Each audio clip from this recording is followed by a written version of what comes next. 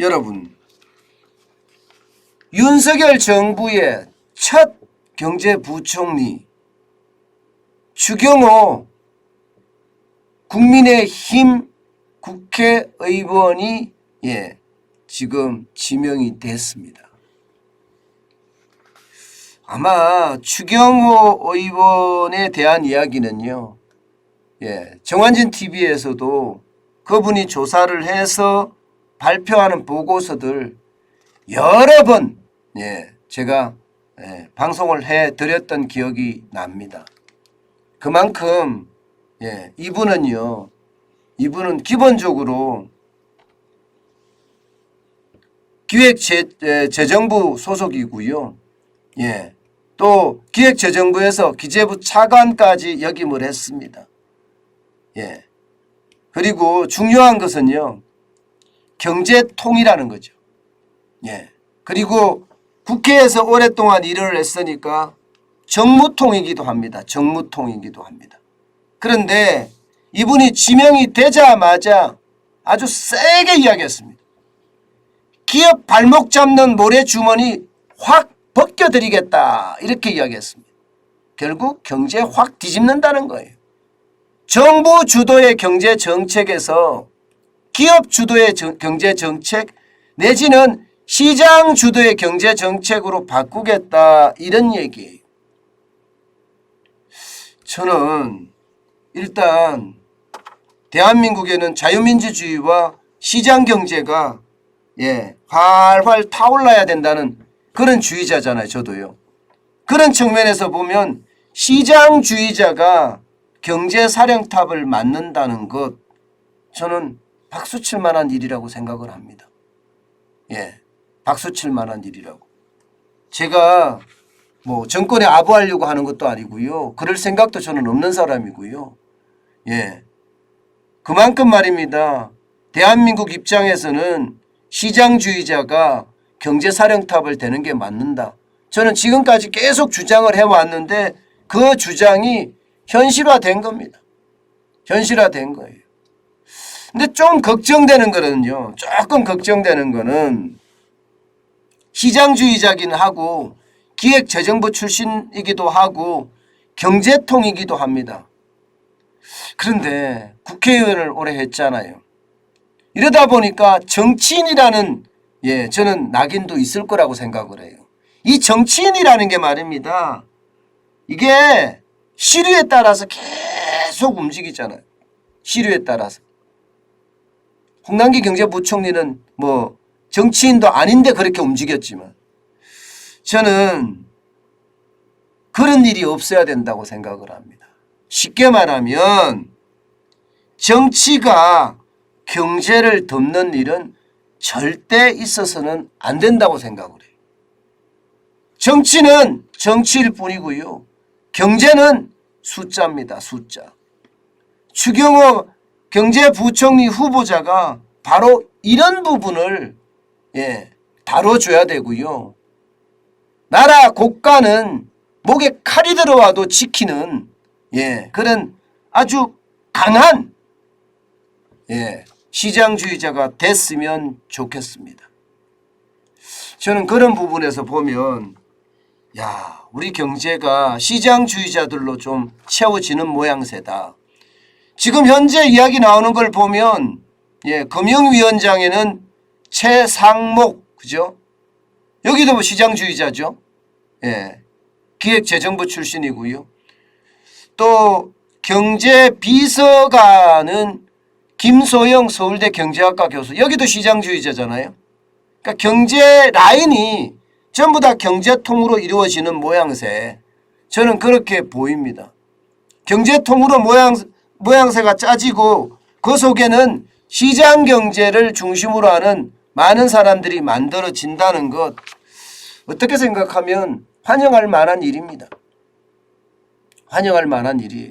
시작의 어떤 그 지점이 문재인 정부하고는 완전히 다른 정부 주도의 성장이 아니라 기업 주도의 성장, 시장 주도의 성장을 갖고 간다는 측면에서 저는 나쁘지 않다, 이렇게 읽고 있습니다. 게다가 추경호 경제부총리도 경제정책 확 뒤집는다 이야기하니까 말입니다. 여기에다가 추경호 경제부총리 후보자는요, 재정준칙 어떻게 하든 만들겠다 이야기를 했습니다. 그러면서 나라 부채 관리 그 어느 때보다 철저히 하겠다 이런 얘기도 덧붙였거든요. 그런 측면에서 보면 지금까지 우리가 계속 이야기했던 것을 뭔가 이루어가는, 현실화시켜가는 그런 모양새, 저는 그렇게 읽습니다. 여기에다가 말입니다. 어저께 발표된 장관들 쭉 보면 말입니다. 전문가를 발탁했다는 그런 생각을 그렇게 크게 지울 수 없습니다.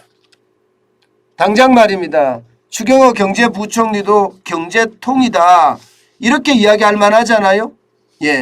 게다가 산업통상자원부 장관에는 이창양 카이스트 기술경영학부 교수가 임명이 되었습니다. 이분도 뭐 산업부에서 근무를 하다가 카이스트 교수로까지 간 분이니까 충분히 뭐 산업에 대한, 산업 쪽에 대한 어떤 뭐라고 얘기해야 되나요?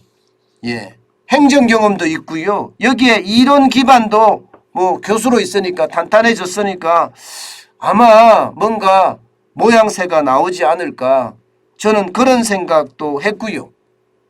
여기에다가 과기정통부 장관 후보자 이종호, 이분은 서울대 반도체연구소 소장이죠. 이분은 실제 말입니다.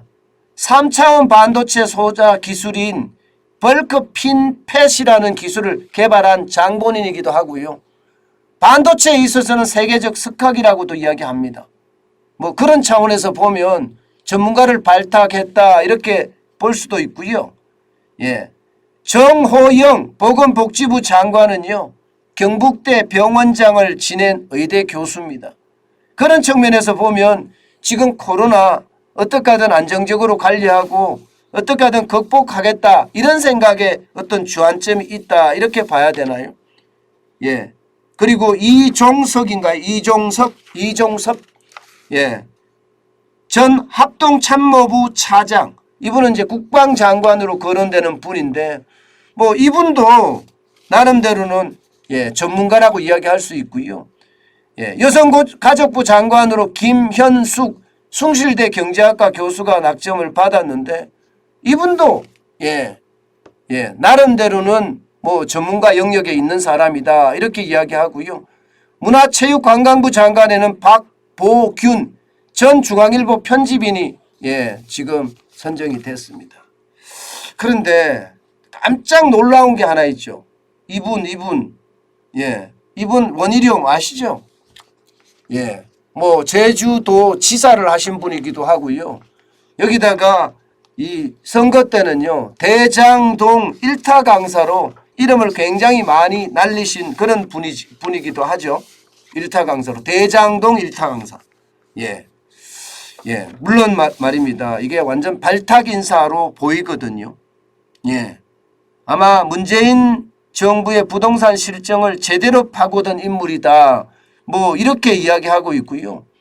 뭐 국회의원만 주로 했고요. 제주도 지사도 했으니까 아마 국민의 최대 관심사인 부동산 시장에 대한 정상화, 많은 사람들이 관심을 가질 겁니다.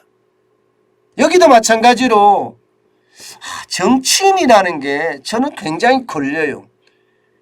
김현미 국토교통부 장관도 정치인이었잖아요.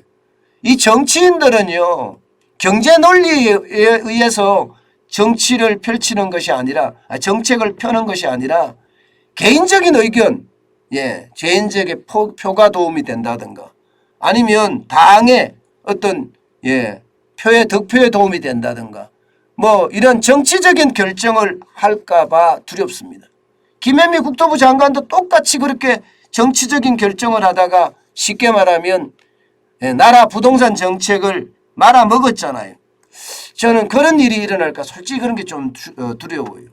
추경호 경제부총리는 정치인이지만 그래도 전직이 기획재정부에서 일을 했고 거기서 뼈가 굵은 사람이라서 그래도 자기 어떤 소신만 뚜렷하면 나라 국가는 지킬 수 있다 이런 생각은 하지만 원희룡 전 제주도지사는요.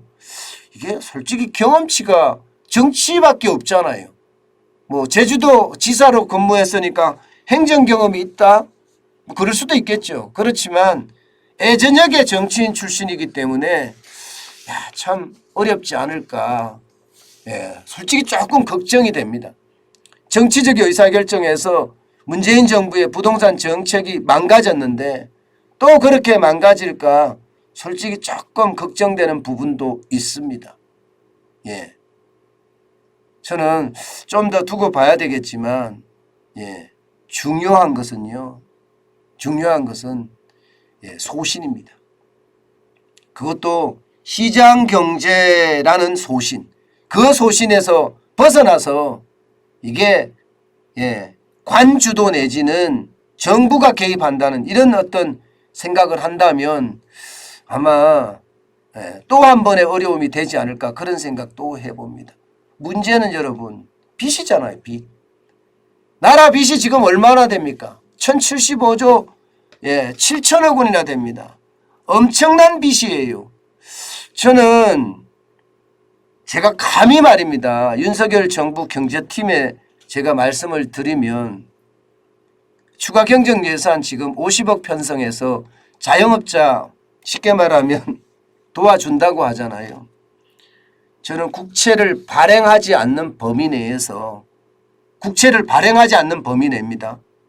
범위 내에서 추가 경정 예산을 아주 지독하게 짜는 것은 어떨까 이런 제안을 하나 드립니다. 여기에다가 말입니다. 가장 중요한 것은요. 가장 중요한 것은 솔직입니다.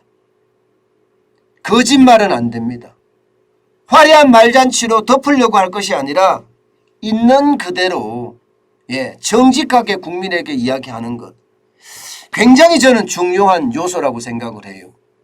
사실 지금 나라 재정 상황 좋지 않거든요. 이거 솔직하게 털어놓고요. 국민들 앞에 말입니다. 추가 경정 예산도 당초 계획보다가 확 삭감을 하고요.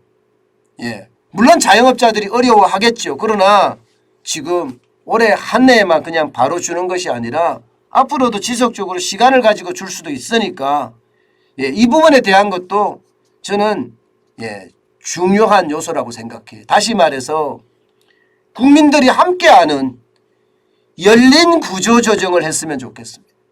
열린 구조조정. 이 열린 구조조정을 가지고 말입니다. 저는 나라 부채 문제도 해결하고요. 여기다가 연금개혁이라든가 노동개혁이라든가 그런 것도 지속적으로 실시를 해서 말입니다. 대한민국의 어떤 100년 대계의 기틀을 지금부터 다져야 된다고 생각을 합니다. 여러분도 알다시피 개혁이라는 것은 여러분 정권 초기에 못하면 말짱 도루묵입니다. 정권 초기에 표에 연연하지 않고요. 나라 개혁을 이끌어가는 거 저는 굉장히 중요하다고 생각해요. 저는 개혁을 할 때 또 좌파들이 준동을 할 겁니다. 광화문에 모이고 난리가 날 거예요. 지금까지 통제방역했기 때문에 사람들이 못 모였지만 이제 통제방역도 다 푸는 마당에 엄청나게 많은 사람들이 몰릴 겁니다. 저는 그렇게 몰리더라도요. 국민들에게 충분한 설명과 정직이라는 무기로 정면 돌파해야 된다고 생각을 해요. 그래야지 경제도 개혁이 되고요. 경제가 개혁이 돼야지 우리가 먹고 살 수 있는 힘도 더 커집니다. 이게 말입니다. 당장 우리가 먹고 사는 것도 중요하지만 큰 틀에서 우리 경제 전체가 성장을 가져가는 것도 굉장히 중요하거든요. 나라 부채가 이렇게 많아져서는요. 성장을 하기가 굉장히 힘듭니다. 이자만 하더라도 엄청나지고요. 그런 상황이라면 말입니다. 나라 부채를 또 나라의 어떤 고충을 정확하게 1을 더하지도 말고 1을 빼지도 마는 거예요. 아주 정직하게 국민의 앞에다가 솔직하게 설명을 하고요. 그 솔직한 밑바탕에서 시작을 해 가야 되는 것, 저는 굉장히 중요하다고 생각을 합니다. 윤석열 정부의 경제팀이 어떻게 할지 저는 계속 쫓아가면서 계속 이야기를 하겠지만 저는 잘 했으면 좋겠어요. 그래야지 국민들이 좀 편안해지지 않을까요?